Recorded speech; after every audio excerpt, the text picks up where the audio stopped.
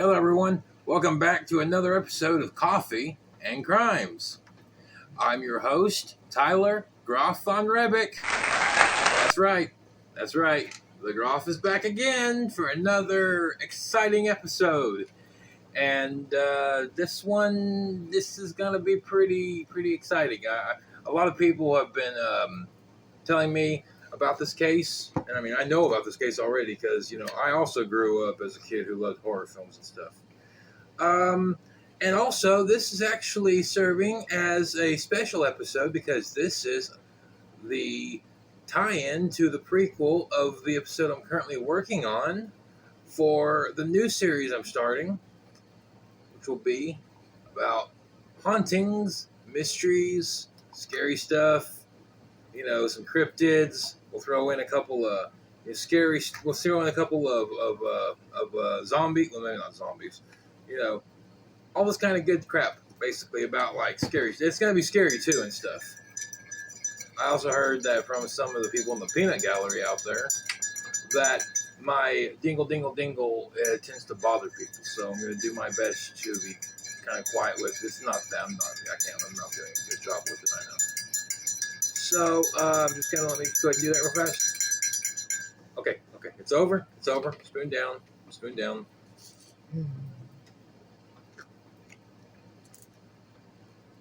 Okay, well, that's good. Again, using a laptop. Love it. Thank you, darling. Intro. There have always been murders, and there has been many murders and killings that have often made intense waves throughout the world. A good number of these have taken place in the USA. That's the United States of America. Sorry.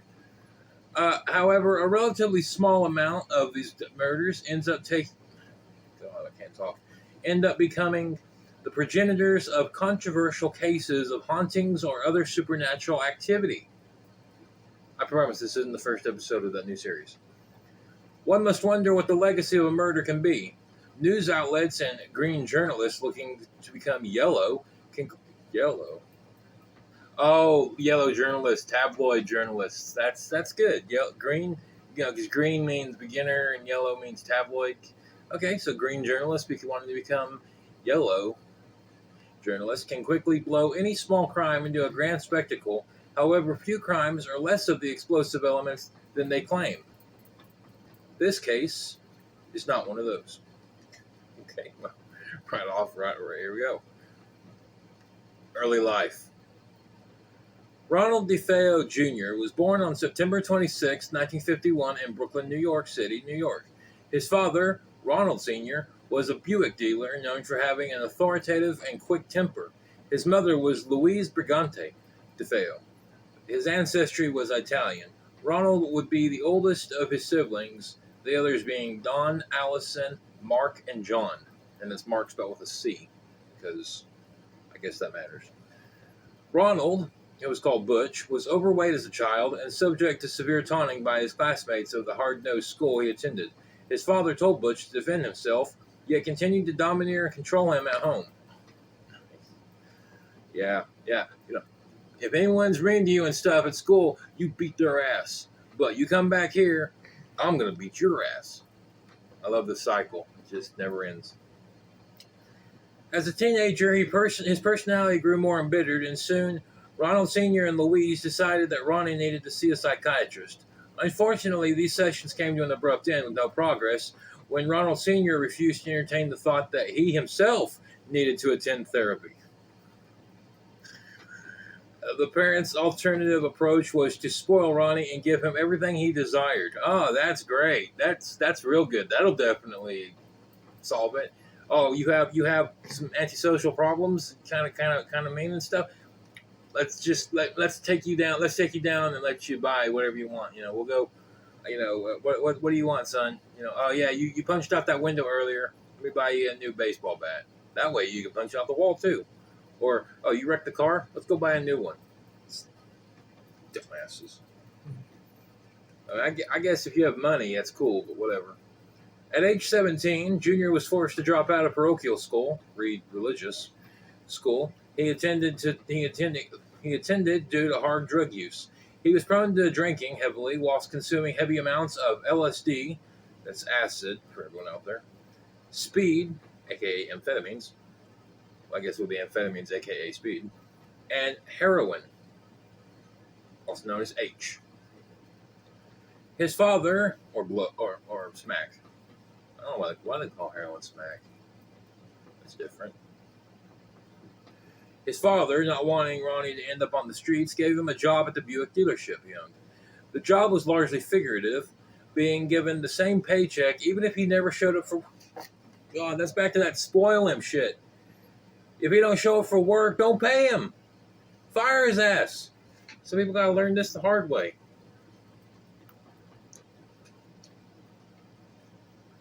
Ronnie also became interested in using guns, one time aiming at a friend, and later attempting to shoot his father, but the gun jammed, and Senior was spared his life. Well, hopefully that seems like a precursor. Once Ronnie was asked to take $20,000 from another Buick dealer to deposit at the bank, but was attacked and robbed of the money. Oh. It was later revealed that Ronnie had arranged for the robbery and split the loot with the accomplice that robbed him.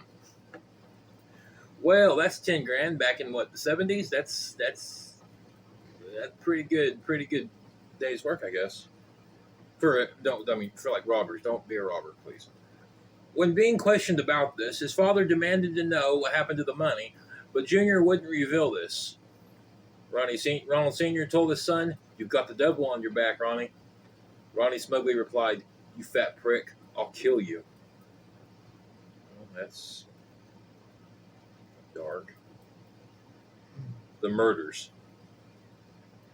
In the early hours of November 14th, 1974, Ronnie took his .35 caliber lever-action Marlin 336C rifle.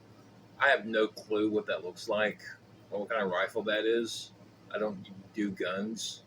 I don't use guns. I don't necessarily believe... I'm not going to say that. I'm not going to say that because I don't want this to turn into a political forum or anything like that. From his closet, among other guns, and went from room to room firing his rifle. Ronnie shot his mother and father, who were both 43, twice. His mother had awakened while his father slept. He then slipped through the house and shot his sister Dawn, who was 18, then Allison, who was 14, who was also awakened. He then shot and killed Mark, who was 12, and John, who was 9. Ronnie shot all of his siblings once, while shooting both his parents twice. Damn. All of the victims lay face down in their beds. After the shooting, Ronnie put his bloody clothes and gun into a pillowcase, dropping them in a storm drain. He then showered, trimmed his beard, slipped into new clothes, and left.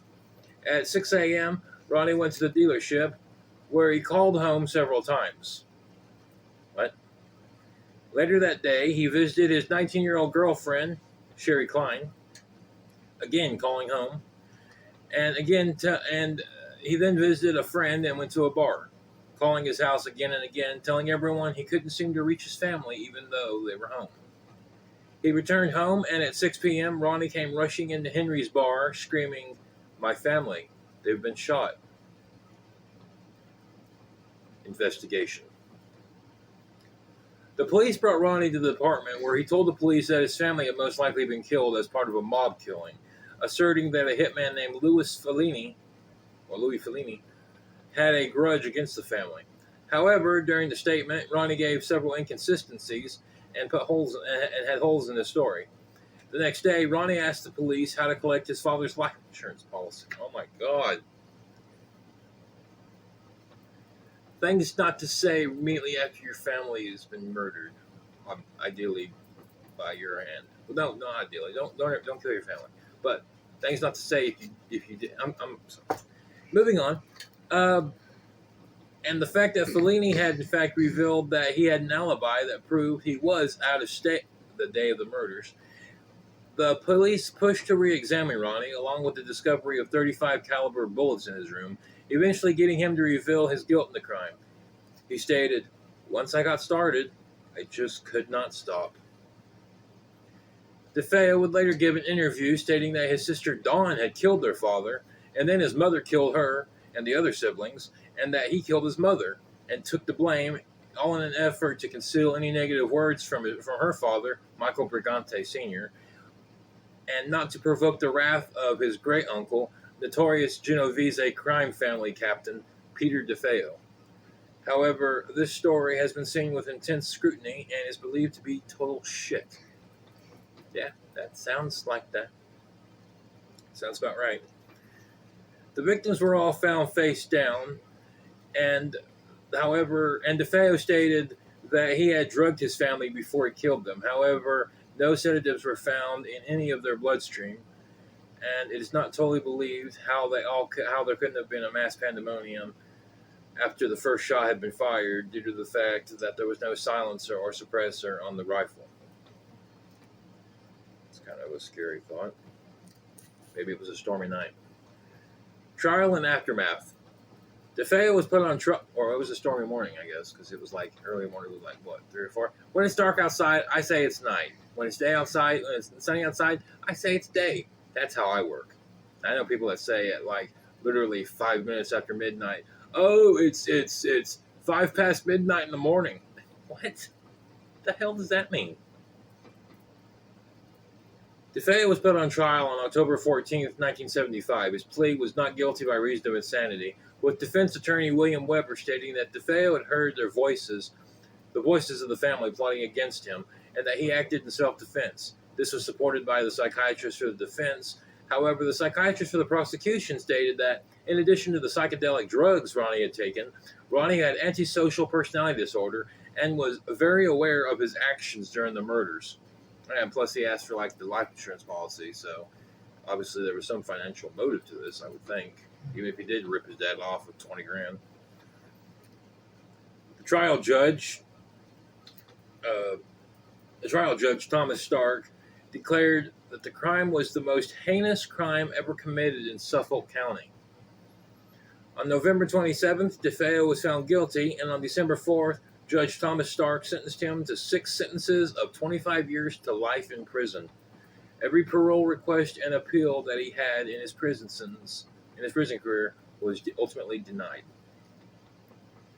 DeFeo continued to make absurd revelations about the murders, ranging from being possessed to committing the crimes with his sister and friends in a failed attempt to get the life insurance policy, to the previous story given in an interview during which he sought to vacate his sentence through this. Of course, this did dick for his sentence, and he stayed in prison. Ronald DeFeo passed away at the age of 69 on March 12, 2021. Damn, that's that recent? I didn't know that. I figured he was dead years ago. Due to natural causes, or so has been thought. Apparently there was no official cause of death given. It's probably COVID. COVID probably killed him. Final notes. The house where DeFeo lived with his family and committed the murders in 112 Ocean Avenue was later purchased by George and Kathy Lutz in December 1975 until January 1976, when they moved out. A subsequent book written by Jay Anson revealed that the Lutzes and their children had come across spirits, vengeful hauntings, and a demonic pig, along with green slime oozing from the walls and the very essence of hell itself within the house. This led to a film in 1979, in 1979, the Amityville Horror, starring James Brolin and Margot Kidder. Wow, really? So, starring James Brolin and Superman's girlfriend. A sequel followed this one, which acted as more of a prequel, and painted a portrait of incest towards Ronnie's character and his mother, though this was in fact based on a rumor that Ronnie and his sister Dawn were in fact engaged in incestuous activity. That's just fucked up. I mean, why are you gonna, okay, I don't care if you shit on Ronnie, but, why are you gonna shit on his mother? I mean, this is a good woman, obviously, and you're just crapping on her by saying that her character in this film is engaged in licentious sexual activity towards her. That's fucked up. More sequels continue to follow, several in fact, hundreds maybe, and I guarantee you I've seen some of these and they are ass, and they Not good films. Not good films. If you're going to see them, be my guest. But I can't say I didn't warn you. Including a remake that served as a vehicle for actor Ryan Reynolds and his legendary six-pack abs.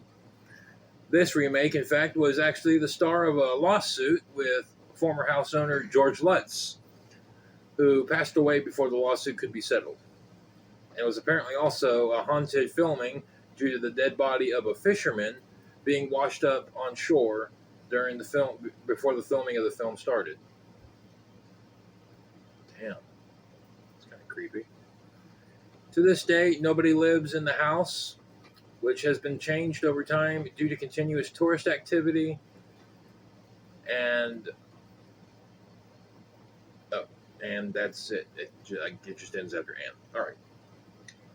Well, this episode was kind of short, but it was good. I liked it. If anybody has any ideas for any other episodes, please shoot me a line, shoot me a message, comment down below. I'm open to any suggestions here and stuff. I've been doing the short ones recently because the longer ones tend to need to be like whittled down and stuff in post production because they take up a lot of space on my phone. I don't have the best things. I'm not rich. I'm sorry. I don't have the best things, the best technology in the world. My bad for consuming. But these short crimes and stuff, these short episodes, they do prove to be pretty good. I like them. And I mean, they should be made for, they can be made for quick rides, long drives, anything like that. And, that's what we're here for and stuff. Also, if you like more humor, I can add more humor to this. If you don't like more humor and you want more serious tone, there's more than enough other podcasts out there to give you a serious tone.